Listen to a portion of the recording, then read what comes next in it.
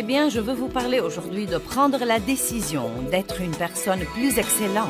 Restez donc avec nous à l'écoute parce que le programme d'aujourd'hui pourrait vraiment vous changer la vie.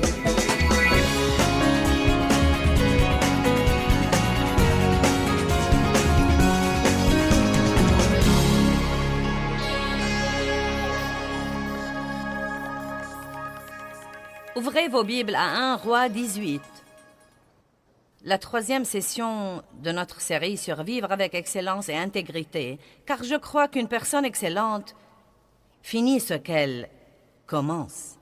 Ce n'est pas difficile de commencer quelque chose. Il y a toujours un enthousiasme qui accompagne tout commencement. Mais il faut un vrai homme ou une vraie femme de Dieu avec une vraie détermination pour mener les choses à bien, surtout quand vous essayez de faire quelque chose sur le conseil de Dieu, car la dernière chose que le diable veut que vous fassiez, c'est d'être un chrétien obéissant.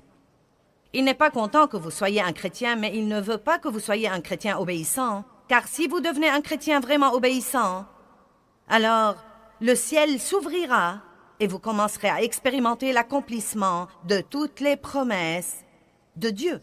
Vous devez donc vous rappeler que quand une porte s'ouvre, les adversaires seront sûrement très nombreux.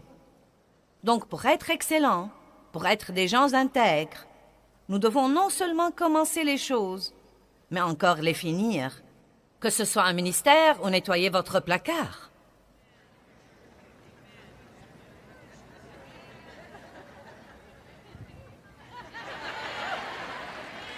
Ou bien nettoyer votre garage. Vous préféreriez que je n'aborde pas ce sujet, n'est-ce pas?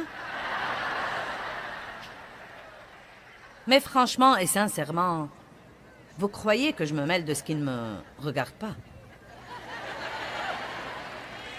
Prenez soin des trucs que vous avez et ne vivez pas dans le désordre, car cela vous donnera mauvaise conscience à l'égard de beaucoup de choses dans votre vie. Regardez autour de vous et commencez quelque part et persévérez jusqu'à ce que vous arrangiez les choses, parce que le désordre de votre maison influe sur toutes les décisions que vous prenez. Les petites choses sont très importantes. Finissez donc ce que vous commencez. Comme je l'ai déjà dit, ce n'est pas facile de commencer quelque chose. Vous avez normalement des gens qui vous encouragent et vous avez tous les trucs émotionnels pour vous aider. Mais pour arriver à mener les choses à bien, il vous faut de la détermination divine. 1 Roi 18. Élie avait prié pour qu'il ne plût pas. Et la Bible dit qu'il ne tomba pas de pluie pendant 3 ans et 6 mois. Puis Élie pria qu'il plût, et il a dit au roi méchant Achab, dans le verset 41. Élie dit au roi Achab, « Monte, mange et bois, car il y a un bruit d'une abondance de pluie. » 1 Roi 18, 42. Et Achab monta pour manger et pour boire. Et Élie monta au sommet du Carmel, et il se courba jusqu'à terre et mit sa face entre ses genoux. Or, quand il a dit à Achab qu'il allait pleuvoir, il ne pleuvait pas encore, et il n'y avait aucun signe qui montrait que le temps était à la pluie. Il lui a dit donc ce que Dieu lui avait mis dans le cœur, et il parlait strictement par la foi. Et vous allez voir, dans un instant, la puissance de la foi. Et il dit à son serviteur, « Monte maintenant, regarde du côté de la mer. » Le serviteur monta, regarda, et dit, « Il n'y a rien. » Et Élie lui dit, « Retourne. » Et il le dit 7 fois. Maintenant, de peur de passer vite sur ce verset sans en profiter, pensez-y un petit peu. Élie avait dit à Achab, « Tu ferais mieux de partir d'ici, il va pleuvoir. Ça ne m'a pas l'air d'un jour de pluie. » Élie se met donc à genoux et commence tout de suite à prier. Et envoie son serviteur à la cime de la montagne, et je crois que c'était plutôt un trajet très fatigant. Et il lui dit, « Monte là et vois s'il y a le moindre nuage. » Eh bien, il va et revient, il n'y avait rien. Élie lui dit d'aller de nouveau. Il va et il revient, rien. Va de nouveau. 7 fois consécutives, il va et il revient. Et finalement, il revient et dit, « Eh bien, il n'y a pas grand-chose, mais il y a un petit nuage de la taille de la main d'un homme. » Et avec ça, Élie était tout excité. Élie était tout excité. La Bible dit qu'il s'est ceint les reins et que l'Esprit du Seigneur était sur lui et qu'il a couru 32 kilomètres. Et il a devancé Achab. Et je peux l'entendre dire « Je t'avais bien dit qu'il allait pleuvoir ». Mais voici ce qu'il y a d'intéressant là-dedans. Et s'il s'était arrêté après 3 fois? Et s'il s'était arrêté après 4 fois? Et s'il s'était arrêté après 5 ou 6 fois? Je crois personnellement qu'il fallait les 7 fois. Et je crois que 7 est un numéro représentatif de continuer à essayer le nombre parfait de fois jusqu'à obtenir l'exaucement. En d'autres termes, nous devons être des gens déterminés et qui n'abandonnent pas. Amen. Vous serez stupéfiés de ce qui arriverait dans votre vie si vous décidez de dire ce soir, je vais être la personne que Dieu veut que je sois. Je vais faire ce que Dieu veut que je fasse. Je vais avoir ce que Dieu veut que j'ai et je ne vais surtout pas abandonner. Vous devez vous attendre à l'opposition. Ne vous attendez surtout pas quand vous faites ça, vous savez, à flotter sur un nuage de gloire et à chanter l'Alléluia en chœur toute la journée. Il va y avoir une opposition. L'ennemi va venir contre vous. Il ne veut pas du tout que vous fassiez des progrès. Mais si vous refusez d'abandonner, il n'y a pas une seule qu'il puisse faire.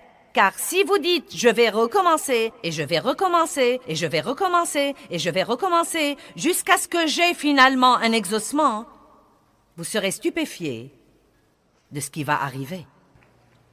Pierre a dit à Jésus, c'est relaté dans Matthieu 18, « Combien de fois devrais-je pardonner à mon frère? 7 fois ?» Et Jésus lui a dit non, 70 fois, 7 fois. En d'autres termes, encore, et encore, et encore, et encore, et encore, et encore, et encore. Tout ce qu'il faut pour vivre en paix et en harmonie. Tout ce qu'il faut pour montrer le vrai amour de Dieu. Vous dites, eh bien, minute, ce n'est pas juste de pardonner à quelqu'un qui nous a offensés autant de fois. Maintenant, attendez. Combien de fois Dieu a dû nous pardonner? Et pour la même chose aussi. Je ne peux même pas imaginer combien de fois Dieu a dû me pardonner pour avoir dit des bêtises. Plusieurs fois la semaine passée et probablement 2 ou 3 fois aujourd'hui. Et il continue à nous pardonner, parce qu'il ne perdra pas espoir en nous. J'ai dit, Dieu ne perdra pas espoir en nous, et il ne veut pas que nous perdions espoir en qui que ce soit ou en quoi que ce soit. Cessez de faire la mauviette. Eh bien, j'ai attendu longtemps et ça devient vraiment trop dur. C'est pourquoi vous êtes là ce soir. Pour vous débarrasser de ce sentiment. Et pour être fortifié et dire, je peux faire tout ce que je dois faire dans la vie. Que tout le monde dise, je vais finir ce que je commence. Laissez-moi vous dire quelque chose. Et c'est important, commencez par les petites choses. J'ai dit commencez par les petites choses. Ne croyez pas que vous allez démarrer un grand ministère et le mener à bien, ou bien que vous allez ouvrir une nouvelle entreprise et la mener au succès si vous ne finissez pas les petits projets que vous commencez à la maison. Si vous décidez de vous acquitter de vos dettes, persévérez jusqu'à ce que vous y arriviez. Si vous décidez d'organiser votre vie, persévérez jusqu'à ce que vous y arriviez. Plus vous faites ce qu'il faut dans votre vie, plus il vous sera facile de faire ce qu'il faut.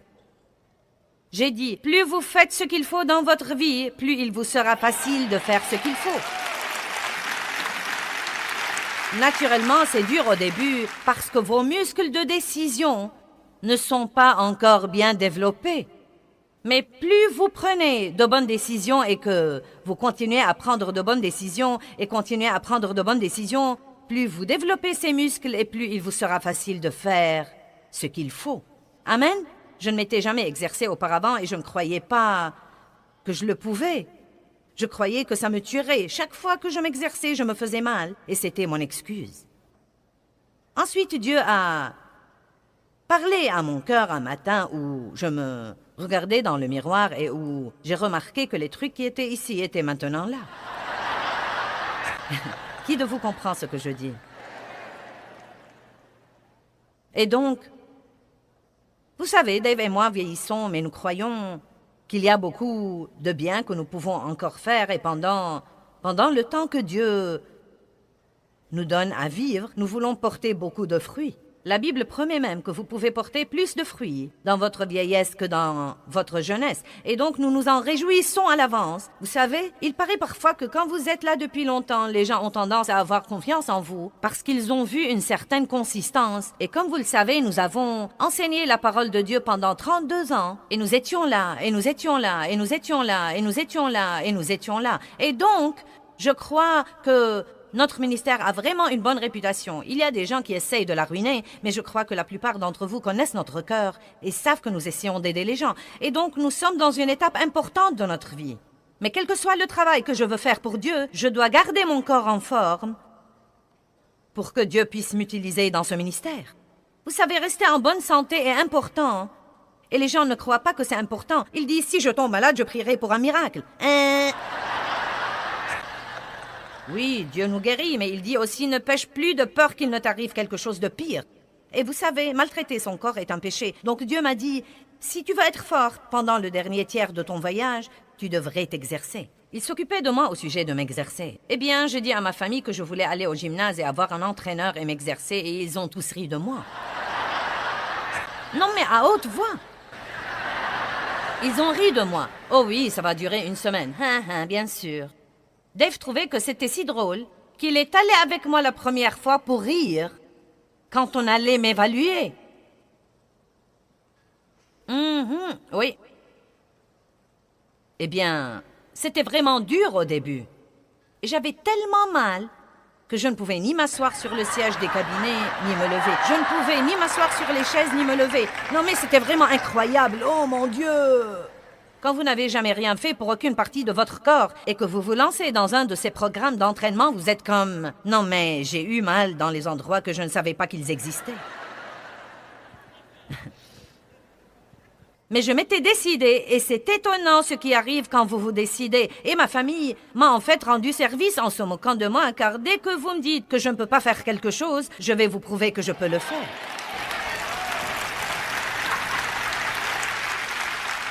Nous voilà donc, 1 an et demi plus tard, et je ne manque jamais une séance, sauf si je ne suis pas là.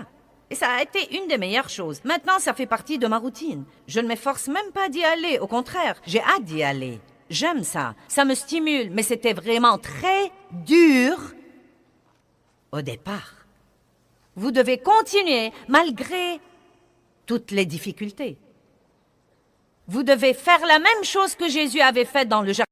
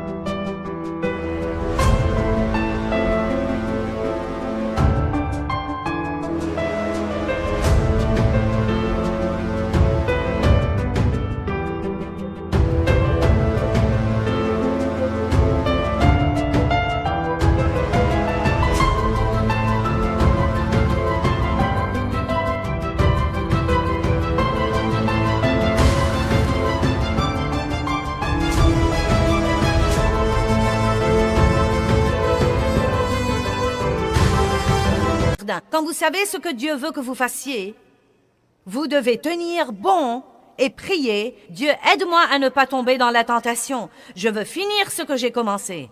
Jésus a dit, n'irai-je pas à la croix? N'est-ce pas le but pour lequel je suis venu? Je ne vais pas abandonner maintenant parce que c'est dur. Je vais continuer et finir le travail.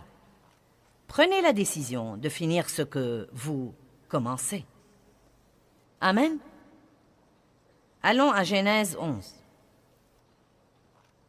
Nous parlons de l'excellence et de l'intégrité.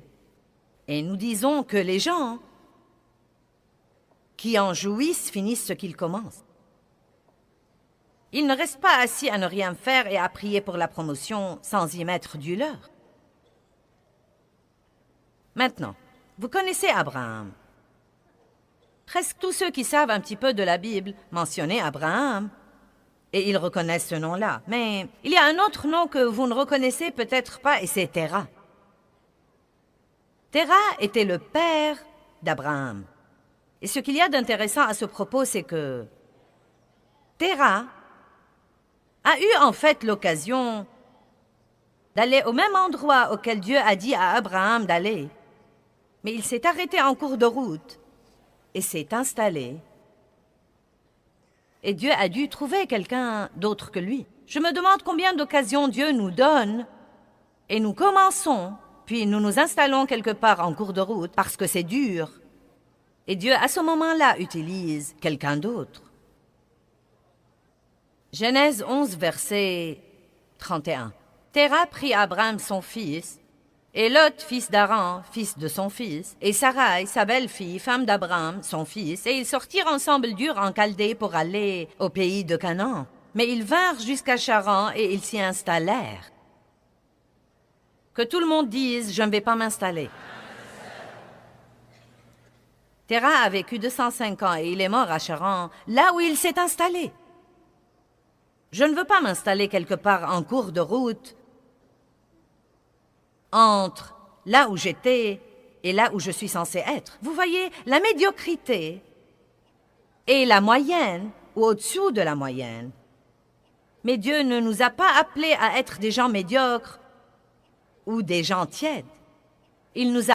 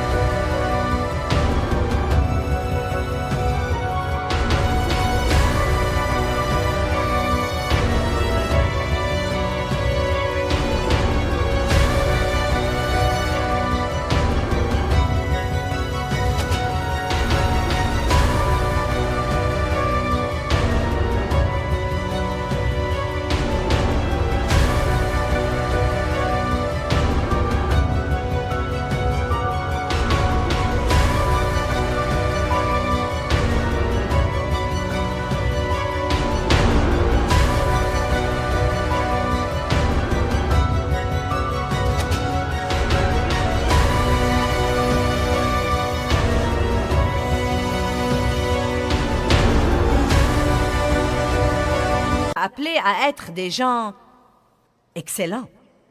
Et être excellent veut dire que vous devez toujours faire un peu plus qu'il n'est exigé. Juste un peu plus de ce qu'on attend de vous et la plupart du temps, juste un peu plus de ce que tous les autres font. Parce que c'est très commun aujourd'hui et même populaire de faire ce qui est facile et ce qui est confortable. Il suffit de lire les panneaux d'affichage et la publicité qui vous donnent l'occasion d'avoir tout le confort que vous pouvez imaginer. Et vous savez quoi? Tout le confort que nous avons, je ne suis pas très sûre qu'il nous aide autant que nous le croyons. Les gens aujourd'hui n'ont pas grand-chose à faire et ils se plaignent tout le temps. Pour laver les plats, nous pressons un bouton. Ensuite, nous nous plaignons car nous devons décharger les plats propres et les ranger. Nous jetons la lessive dans la machine à laver, nous pressons un bouton. Nous la mettons dans le sèche-linge, nous pressons un bouton, elle sèche. Ensuite, nous nous plaignons de devoir la sortir du sèche-linge et la ranger. Nous la mettons donc sur le cycle doux.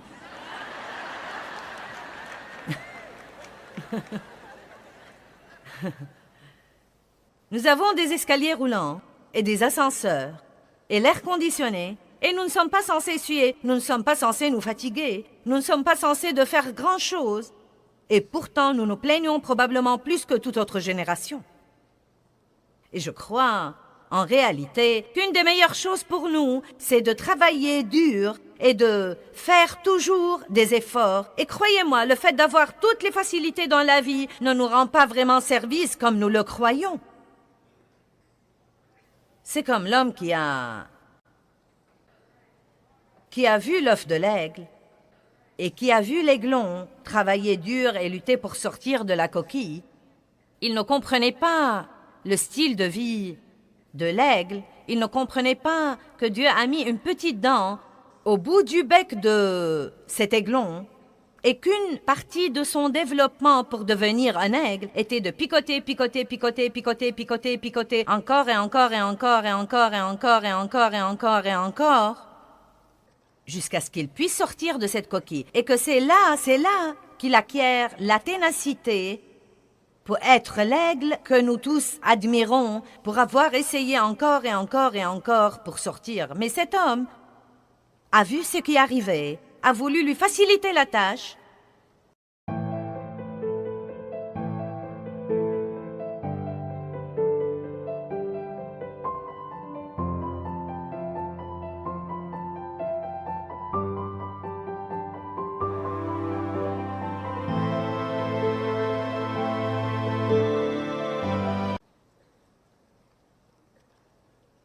Et l'aiglon n'a pas survécu. Nous devons très souvent prendre le parcours le plus dur pour notre protection. Donc quand vous pensez que Dieu aurait pu vous faciliter les choses et il ne l'a pas fait, sachez qu'il bâtit en vous la foi dont vous aurez besoin plus tard. Ces années où nous avons d'abord démarré notre ministère et les 6 années où nous avons dû espérer en Dieu pour toutes choses, non mais les chaussettes, les sous-vêtements, les casseroles, les chaussures, non mais tout.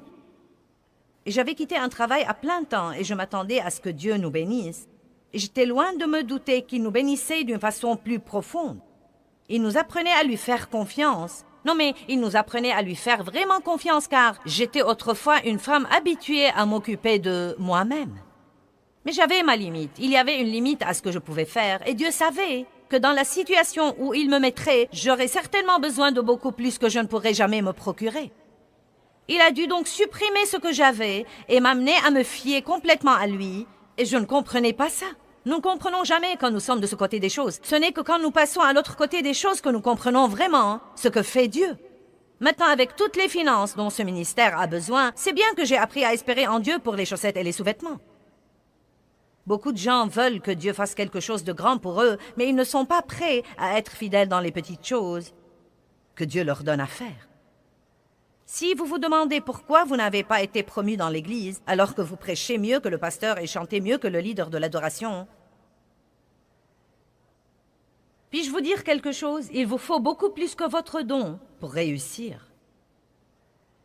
J'ai dit, il vous faut beaucoup plus que votre don pour réussir.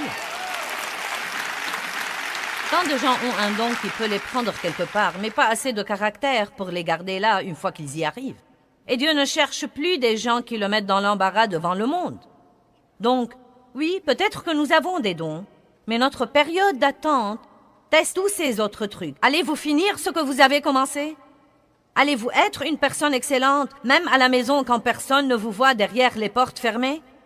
Allez-vous vivre devant Dieu, devant l'œil du Tout-Puissant qui voit tout, et allez-vous vous soucier davantage de ce que pense Dieu que de ce que pensent tous les autres? Je veux que vous ayez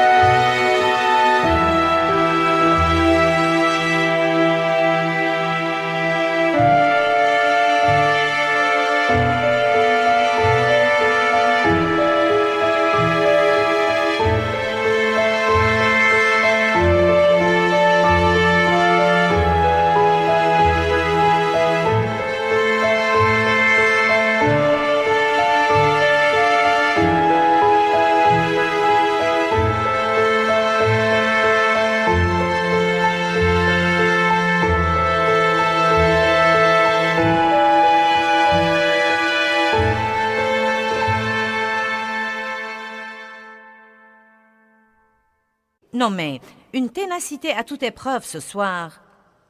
Et je veux que vous alliez de l'avant. Que vous soyez ce que Dieu veut que vous soyez. Et fassiez ce qu'il veut que vous fassiez. Et ayez ce qu'il veut que vous ayez. Et je veux que vous ne suiviez pas le courant avec tous les médiocres qui se trouvent dans le monde aujourd'hui. Mais vous devez vous lever et dire, si je suis la seule personne qui fait ce qu'il faut, je vais le faire de tout mon cœur. Dieu, si tu veux bien m'aider, je vais faire de mon mieux pour faire tout ce que je dois faire comme il faut.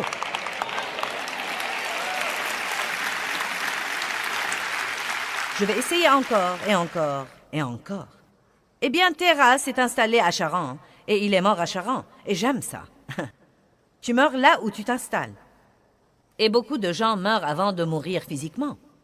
Ils s'installent quelque part là où ce n'est pas ce qu'ils avaient dans le cœur, pas là où Dieu les a appelés à être. Maintenant, ils n'ont pas de vrai but, ils n'ont pas une vraie vie en eux. Ils s'ennuient, ils sont malheureux, déprimés, grognons et difficiles à vivre. Parce qu'ils se sont installés et n'ont pas persévéré pour avoir la meilleure chose que Dieu avait pour eux.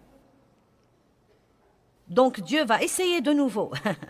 12 ans. Maintenant, à Charan, l'Éternel dit à Abraham, « Va-t'en pour toi-même, pour ton bien, de ton pays et de ta parenté et de la maison de ton père dans le pays que je te montrerai. Et si tu fais ça, je ferai de toi une grande nation, et je te bénirai d'une abondance de bénédictions. Je rendrai ton nom célèbre et éminent, et tu seras une bénédiction, et tu la prodigueras aux autres. » C'est quasiment la promesse la plus grande que Dieu puisse faire à quiconque. Mais Abraham a dû quitter tout ce qui le sécurisait, tout ce qui lui était familier, et il a dû partir quelque part dans la foi et la confiance en Dieu sans savoir où il se dirigeait.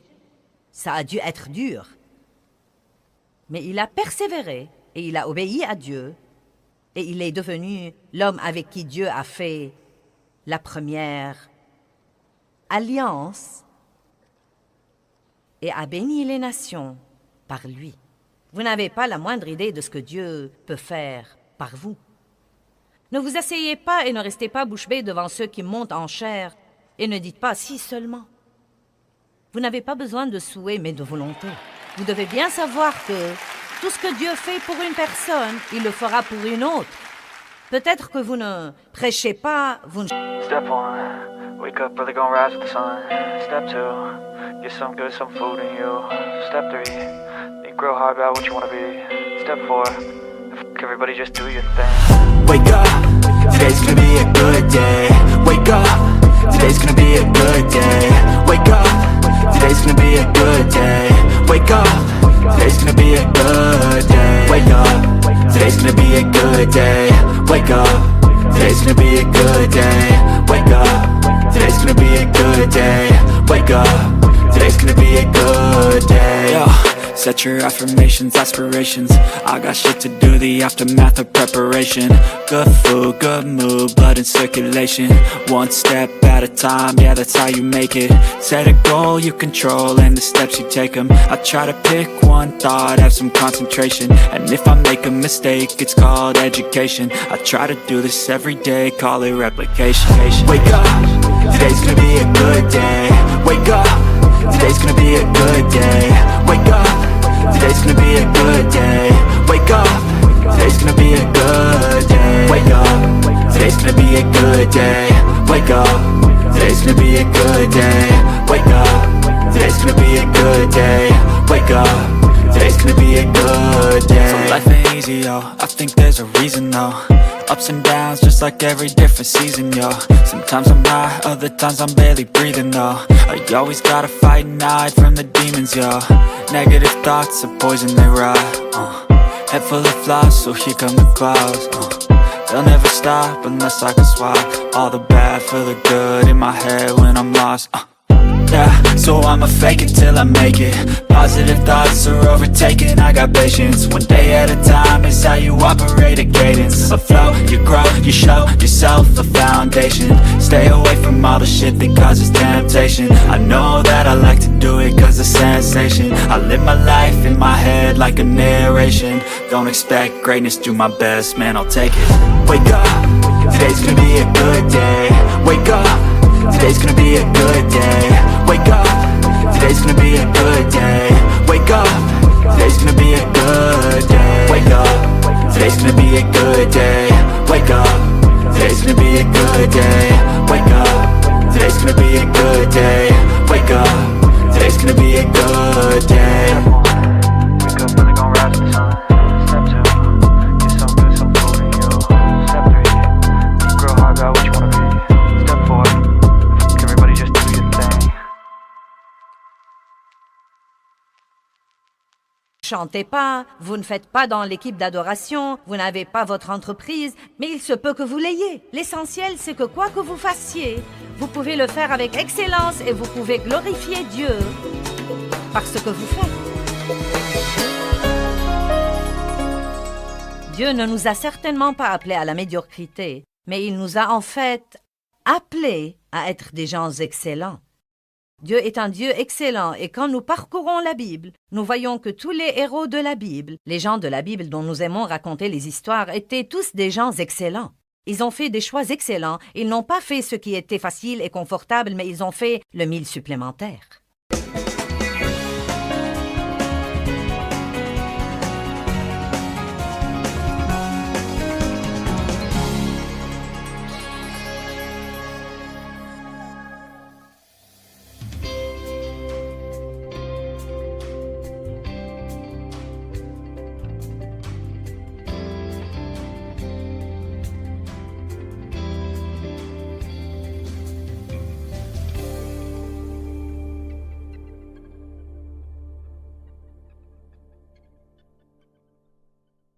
Thôi mong chờ vậy sao bật khóc trong ngu ngơ.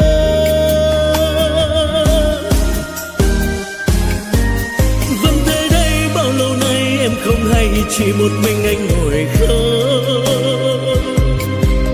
Nước mắt đây riêng nơi đây em không hay, sự thật là anh nhớ em. Người giờ đã xa, lời hẹn ước đâu rồi. Nước mắt đây rơi biết bao lâu thì khô. Vẫn thế đây bao đêm say em không hay, từng giọt buồn sao mặn đắng. Nhưng lúc ấy anh loay hoay trong cơn say, lại nhầm rằng em ở đây. Người